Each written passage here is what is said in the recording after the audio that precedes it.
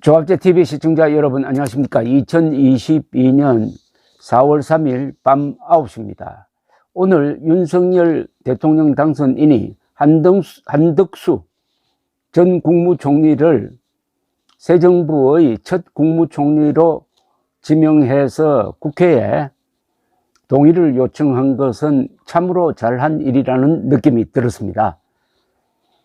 어떻게 보면은 절묘한 선택이라는 느낌도 듭니다. 우선 한덕수 전 총리는 근 한 50년간의 공직 생활을 한 사람이고 그 경험이 아주 폭이 넓고 다양하고 그리고 어떤 정파적 이해관계를 떠난 그야말로 공직자라는 이미지를 확실하게 굳힌 분입니다. 더구나 특히 김대중 정부 때 중용이 되고 노무현 정부 때는 국무총리까지 한 분인데 과연 김대중 노무현을 잇는 문재인 정부의 그 여당이었던 민주당이 거부할 수 있겠느냐. 이런 사람을 거부한다면은 지방선거에서 국민들이 심판을 하지 않을까 하는 이런 구도를 짜놓은 것입니다. 그러니까 절묘한 수라는 생각이 들고 무엇보다도 참 안정감이 있고 지금 이 시대에 이 순간에 딱 맞는 분을 선택을 했다는 느낌이 듭니다. 그래서 만약 그런 일은 없겠지만은 국무총리로 인준이 안 된다면은 인준을 꼭 필요로 하지 않는 다른 더 좋은 직책에도 모실 수 있지 않을까 하는 생각도 한번 해보았습니다. 이분은 우선 국제감각이 뛰어난 분입니다. 그리고 친미파라고 분류할 정도로 미국과의 관계가 돈독한 분입니다. 그리고 오늘 입장문을 설명을 했는데 그걸 가만히 읽어보면은 국정의 우선순위를 아주 정확하게 파악하고 있다는 느낌이 들었습니다. 이분은 오히려 국방을 강조했습니다. 안보가 잘 되어야 경제도 잘 된다.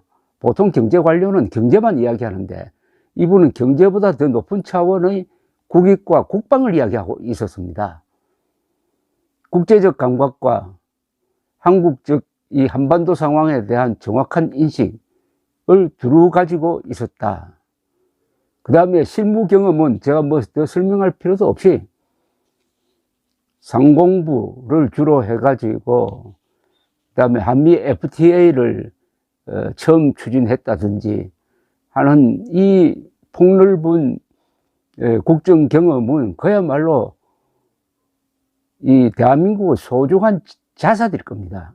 그것을 지금 다소 나이가 많다고 보는 사람도 있지만은 어떻게 보면 지금이야말로 그런 경륜이 확실하게 녹아서 자연스럽게 표출될 정도로 도가 트인 분이 아니겠느냐 하는 생각이 들었습니다. 특히 깊은 인상을 받은 것은 오늘 미리 준비한 A4 용지 한 2장 분량의 이 국정 방향, 자신이 생각하는 국정 방향을 딱 정리를 했는데 이거는 어떻게 보면 최고급 시정연설문처럼 느껴졌습니다. 길지도 않고 이걸 가만히 듣고 있으면서 저는 공부가 많이 되었습니다. 저는 윤석열 대통령 당선인의 오늘 인사에 80점을 주고 싶습니다. 우선 이 기자회견문 전문을 제가 읽으면서 소개를 해드리겠습니다. 제가 공부가 된다고 토를 달았습니다만은 한번 들어보시기 바랍니다. 안녕하십니까. 대한민국을 둘러싼 대내외적으로 경제와 또 지정학적 여건이 매우 엄중한 때에 국무총리 지명이라는 아주 큰 짐을 지게 돼 우선 한편으로는 영광스러우면서도 매우 무겁고 큰 책임을 느낍니다. 우선 코비드 팬데믹에 온 국민이 일종의 전쟁을 하고 있다고 생각합니다. 이 자리를 빌려 국민을 전염병으로부터 보호해 주기 위해 불철주야 애쓰시는 의료진, 간호에 종사하시는 분들께 감사의 말씀을 부탁드리고 싶습니다. 이분이 역시 행정을 많이 해본 분이 다르다는 생각이 듭니다. 보통 같으면은 불철주야 애쓰시는 의료진 이렇게 넘어가는데 여기 간호사를 딱 끼웠습니다. 의사뿐만 아니라 간호사들 아마 오늘 참 기분 좋을 겁니다. 정부도 이런 노력 총괄 조정하면서 우리 국민 생명과 안전을 보호하기 위해서 최선의 노력을 하고 있다고 저는 생각합니다. 이러한 전염병에 대한 대응과 또 대응 과정에서 일어나는 경제, 중소영세상인 중소상공인의 어려움은 더 말할 필요가 없겠습니다. 거시적인 경제에 큰 영향을 미치고 있고 세계적인 부품 산업의 공급 이런 것들의 차질을 빚기 때문에 인플레이션, 물가가 올라가고 있는 상황입니다. 민생을 어렵게 하는 상황을 가져오고 있습니다. 두 번째는 지정학적 리스크가 매우 많아지고 어려움을 주고 있다고 생각합니다. 우크라이나 사태, 에너지 가격이 천정부지로 오르고 있는 상황에서 각 나라가 전략적 비축유를 방출하여 가격 안정화에 노력하고 있습니다. 이것 외에 미국과 중국, 미국과 러시아 강대국 간의 새로운 지정학적 전략적 경쟁은 우리에게 큰 위협을 주고 있습니다. 가까이 있는 북한이 핵을 비롯한 능력을 증진시켜 우리에게 많은 어려움을 주고 있습니다. 이러한 경제와 안보가 하나로 뭉쳐서 굴러가는 과정에서 우리에게 주는 어려움은 이제까지 생각한 세계 경제를 다소 변경시켜야 하는 과제를 던지고 있다고 생각합니다. 그러나 기본적으로 세계화는 변하지 않을 것입니다. 좀 더 세밀하게 지정학적 리스크의 전염병 문제에 대응하기 위한 조그마한 조정은 시기를 놓치지 않고 진행해야 합니다. 그러니까 세계화 전략, 개방 전략은 그대로 밀고 나가되 현실에 맞게 미세 조정이 필요하다 이런 뜻이겠죠. 저출산 문제, 고령화 문제도 우리에게도 새로운 큰 도전을 대응을 시급하게 해야 되는 여건을 조성하고 있습니다. 국민 총생산 대비 100%를 넘는 가계부채가 우리 금융 시스템에 큰 영향을 주지 않도록 해야 합니다. 이런 지정학적 리스크에서 우리가 느끼는 것은 국익 중심으로 자각 노력을 매우 강화할 필요성입니다. 자각 노력을 하면서 세계 속에서 사랑받고 신뢰받는 국가가 되도록 노력을 같이 해야 합니다. 이 자각 노력이라는 것은 자주국방으로 저는 들렸습니다. 넓게 보면은 전술핵 재배치라든지 자위적 핵무장까지 포함하는 의미의 자각 노력이라고 저는 이해하고 싶습니다. 국민들이 매일 생활에서 이러한 과제의 중요성을 느끼기는 어렵습니다만은 국가의 중장기적인 운영을 위해서 꼭 해야 하는 것을 저는 4가지로 생각합니다. 국민 여론에 맞추지 않고 국익 중심으로 장기적으로 추진해야 할 과제가 4가지란 이런 이야기죠. 그게 참 저는 든든하게 들렸습니다. 국민들에게 영합하는 헛소리가 전혀 없는 입장문이었습니다. 아주 드라이하면서도 거기에 핵심이 있었습니다. 첫째는 국익 외교, 강한 국방의 자각 노력을 강화해야 된다는 것입니다. 외교나 국방은 매일매일 생활에서 그 영향을 느끼고 이해하는 데 다소 어려움을 느낄 수 있습니다. 그러나 국가는 항상 이 문제에 대해서 본인의 노력을 기울여서 국익을 신장시키는 외교 그리고 강한 국방을 위한 또 자강을 위한 억지력을 강화해야 합니다. 이 국방 안보는 일반 국민들이 신경을 쓰지 않으니까 어떻게 보면 인기 품목이 아니에요. 그러나 이것 없이는 경제 정치도 굴러갈 수 없다는 인식을 깊게 하고 있습니다. 이분이.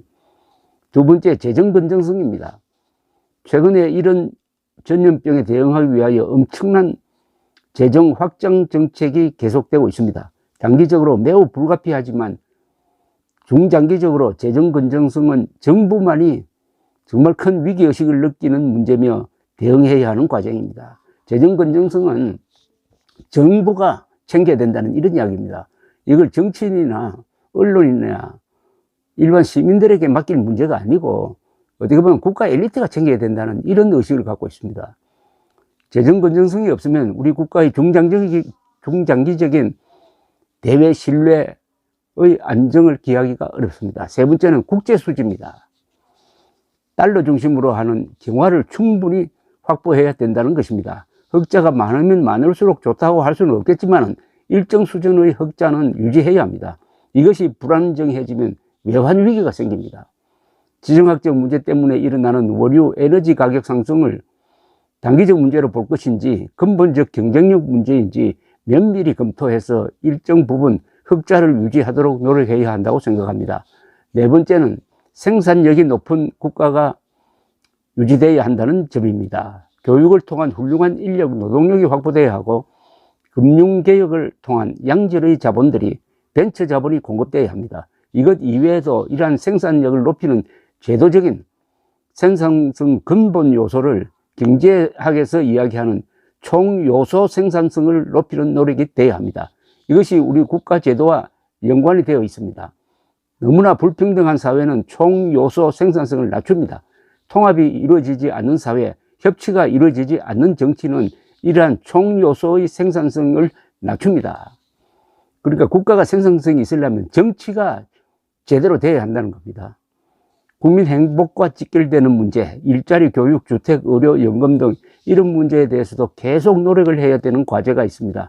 저는 윤석열 대통령을 모시고 행정부가 중심이 되는 정치를 만들고 꾸준한 토론과 소통을 통해서 실현될 수 있는 정책을 만드는 데 노력을 해 나가겠습니다. 행정부가 중심이 되는 정치라고 했습니다. 그러니까 구체적 국정 운영 중심으로 정치가 이루어져야지 정치 중심으로 가면은 경제가 거의 빨려들고 만다는 거죠. 이 말도 아주 이분의 철학을 보여주고 있습니다. 하나의 방법론으로서 협치, 통합이 굉장히 중요할 것입니다. 저희 노력을 모두 기울여서 윤 대통령 당선인과 행정부, 입법부 그리고 국민들과 협조해서 좋은 결과가 나오도록 혼실한 힘을 내도록 하겠습니다. 어떻습니까? 공부가 안 됩니까? 지난 한 4, 50년의 경륜을, 공직생활의 경륜을 가진 분이 아주 폭넓게 세계 속에서의 한국의 진로를 어떻게 설정해야 될 것이냐 하는 데 대한 대전략을 갖고 있는 분이라는 생각이 들었습니다. 이런 분을 민주당이 거부하면은 이게 바로 국익손상 아닐까 그렇게 생각했습니다. 감사합니다.